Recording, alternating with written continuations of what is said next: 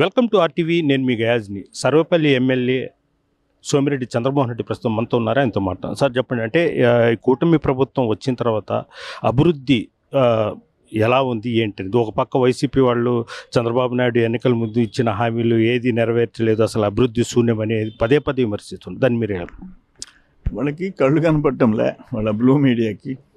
For example pension దేశంలో number 1, 4,000, 6,000, 10,000, 15,000 ఇంకెక్కడ ఏ దేశంలో ఏ రాష్ట్రంలో లేదు.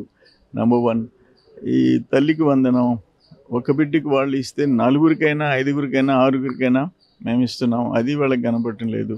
గ్యాస్ కనెక్షన్స్ ఫ్రీగా ఇస్తున్నాం, అది కనపడలేదు. వాళ్ళు పిఎం కిసాన్ 6,000 వాళ్ళు ఇస్తే వీళ్ళు 7,500 కలిపి 13,500 ఇచ్చారు. మేము 20,000 ఇస్తున్నాం, అది కనిపించలేదు. Free bus. ఈరోజు పాపం మహిళలు చిన్న చిన్న వ్యాపారాలు చేసుకోవాలన్నా బస్సులో పోయి వచ్చి నలిగిపోతున్నారు. ఈరోజు టికెట్ ఫ్రీ వాళ్ళకి. ఇవన్నీ కనిపిస్తున్నాయి. రెండవది ఏంటంటే సిస్టమ్స్ గాడిన పడ్డాయి. మీరు ఇరిగేషన్ మూసేసినారు, నీటిపారుదల, వ్యవసాయ శాఖ మూసేశారు, అండ్ రోడ్స్ అండ్ బిల్డింగ్స్ మూసేశారు. ఈరోజు రోడ్లు వాళ్ళు బ్లూ మీడియాలో ఇప్పుడు గతుకులు రోడ్లు వేస్తారు. 5 ఏళ్ళు ఉండింది ఎవరు? సంవత్సరం అయింది మేము వచ్చి. ఈ సంవత్సరంలో పడ్డాయా గతుకులు? అట్టుంది. అందుకని ఏంటంటే ఏ శాఖకి కేటాయించిన నిధులు ఆ శాఖకి ఖర్చు పెడుతూ వెల్ఫేర్ యాక్టివిటీ చేస్తున్నాం. ఇంకా చాలా చేనేత వాళ్ళకి కానీ ఫిషర్మెన్కి కానివ్వండి, ఇవన్నీ ఇంక్రీజ్ చేస్తున్నాం.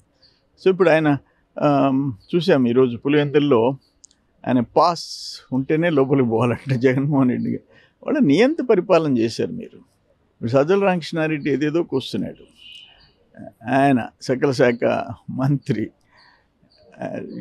ఇట్లా మీరు కాంగ్రెస్ మీ నాయన్ని ముఖ్యమంత్రి చేస్తే కాంగ్రెస్కి వెన్నుపోటు పొడిచింది మీరు, మీ చిన్నాన్ని పోటు పొడిచింది మీరు మాట్లాడతారు. దురదృష్టం. సార్ ఇంకోటి అంటే రాష్ట్రంలోని ఆంధ్రప్రదేశ్లోనే నెల్లూరు ఒక మర్డర్ల క్యాపిటల్గా మారింది. వరుస హత్యలు. అంటే దీని ఇలా జరగడం వల్ల కూటమి ప్రభుత్వానికి ఒక మచ్చ అనుకోవచ్చా? నేను ఏమంటానంటే లాస్ట్ 5 yearsలో ఈ వీళ్ళ రౌడీజము వేళ్ళు అనుకుని పోయింది. రౌడీ కట్ట, గంజాయి కట్ట,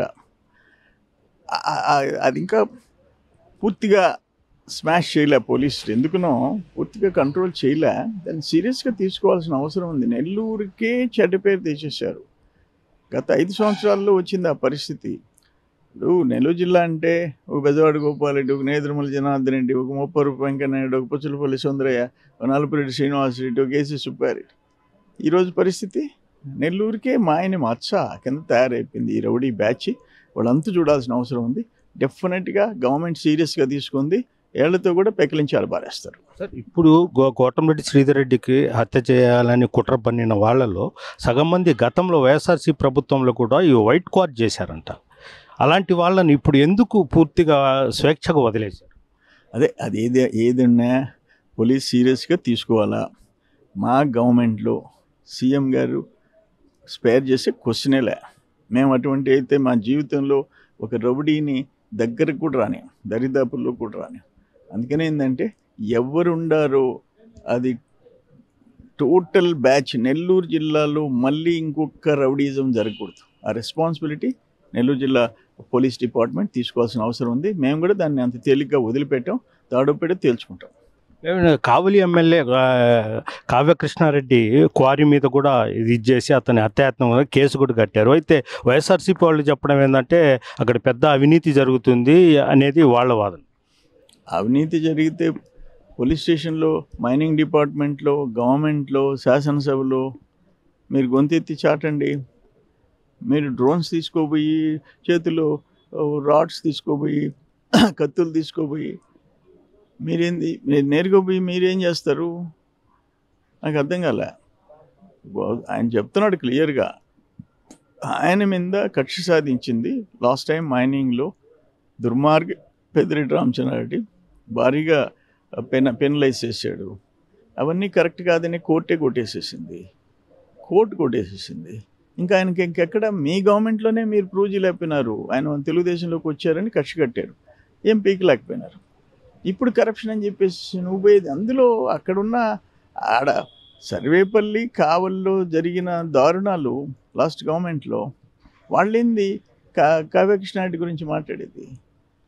ఇదంతా వాళ్ళకి టైం పాసింగ్ యాక్టివిటీ చేస్తున్నారు. ప్రజలు ఇప్పటికే గుణపాఠం చెప్పారు, నిన్న పులివెందుల్లో చెప్పారు, అదే గతి అందరికి పట్టద్ది. Okay, thank you sir. ఇది పరిస్థితి.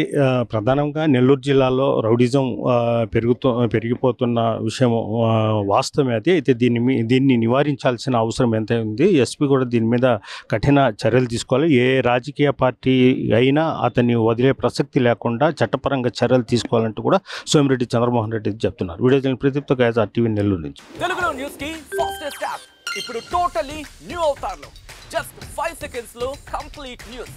సోషల్ మీడియాల ట్రెండ్స్ కి one stop solution. Live TV app voice search option తో ఇప్పుడే డౌన్లోడ్ చేయండి లేదా అప్డేట్ అయిపోండి. యాప్ లింక్ డిస్క్రిప్షన్ లో ఉంది.